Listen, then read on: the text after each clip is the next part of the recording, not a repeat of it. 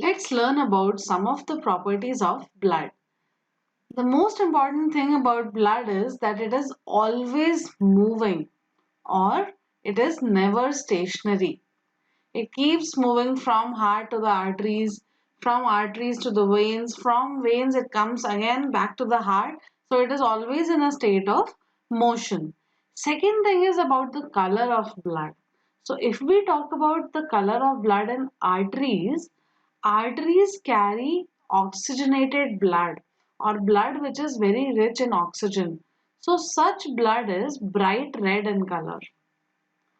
But we also have veins. Veins are blood vessels that carry deoxygenated blood. See, deoxygenated doesn't mean that that blood doesn't have any oxygen in it.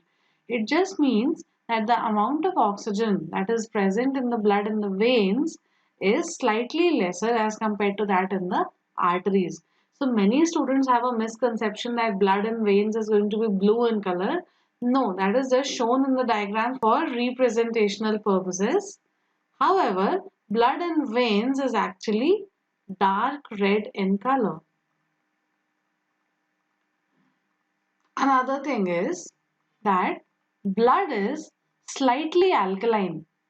So we have something called a pH scale to find out whether a substance is acidic or alkaline. So if the pH is less than 7, then that substance is acidic. If it is more than 7, then the substance is alkaline. So blood is slightly alkaline.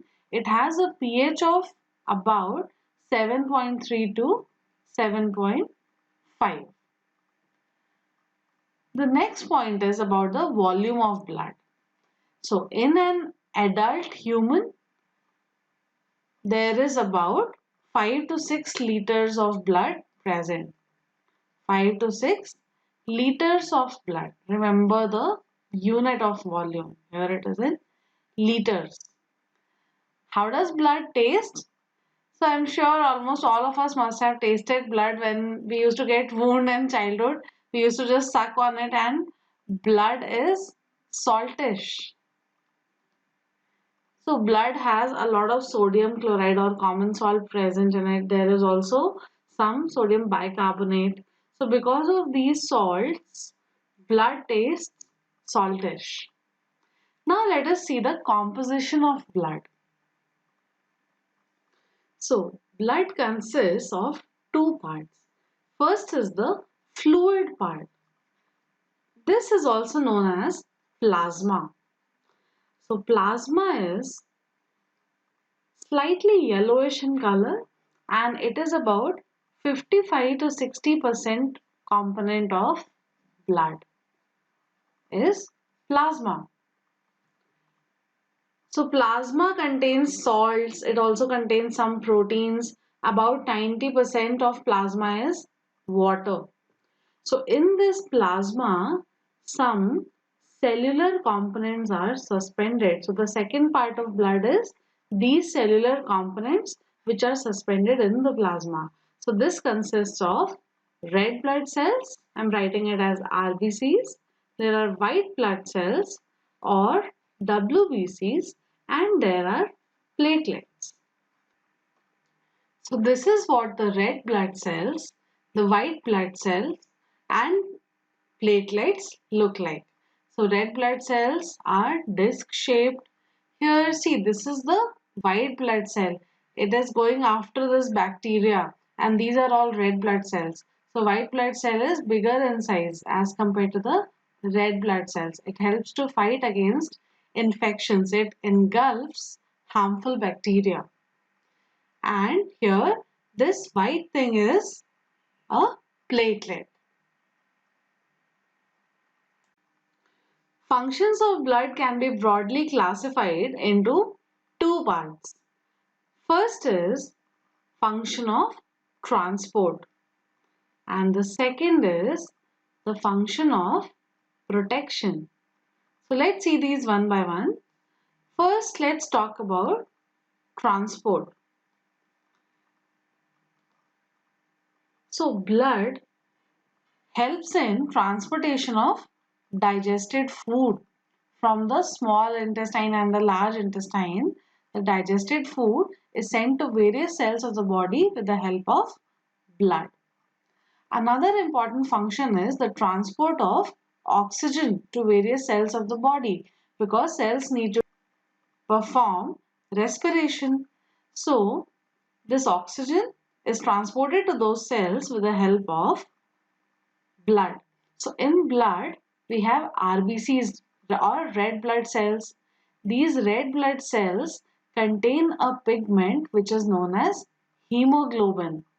This hemoglobin has a very high affinity for oxygen. So when this hemoglobin, it is denoted as Hb, when it combines with oxygen, it forms a compound oxyhemoglobin, and this helps in transporting blood to the cell. Another function is that blood helps in the transport of carbon dioxide. So cells, after they use oxygen, they produce carbon dioxide. This needs to be taken out of the body because it is harmful for the body. So that is again done by the transport system. The next function is the transport of excretory material. Transport of excretory material. So, whatever waste material these cells are producing, that waste material has to be carried to the kidney for the process of excretion. So, that is also done by blood. Then there are various hormones in our body. These hormones regulate important functions. So, they also are transported with the help of blood. Since blood also has a lot of water in it, so it helps in the distribution of heat throughout the body, or it helps us in regulating our body temperature. It helps in the distribution of heat throughout the body. So what are the important functions of blood when it comes to transport? It transports digested food, oxygen, carbon dioxide, excretory material, hormones, and also distributes heat throughout the body. Let us see the next function of blood, which is related to protection. Blood performs the function of protection in several ways. First is blood clotting. Whenever we get hurt, in a few minutes, that blood stops flowing because it clots. So that is performed by blood, or more specifically the platelets that are present in the blood. So why is blood clotting important? See, there are two things. One is that if blood does not clot, our body is going to lose a lot of blood. The second thing is that if the wound is open, in that case, if the clot is not formed, certain disease causing germs might enter the body and harm it, cause infections. So that is prevented by clotting of the blood. So this is performed by blood platelets. Second function is performed by the white blood cells. White blood cells engulf any foreign body or bacteria that might enter the body. So this is performed by white blood cells. Let me just write platelets here. The third protective function of blood is that it forms various antibodies or antitoxins against many poisonous substances. So it forms antibodies or antitoxins. So these are some of the important functions of blood.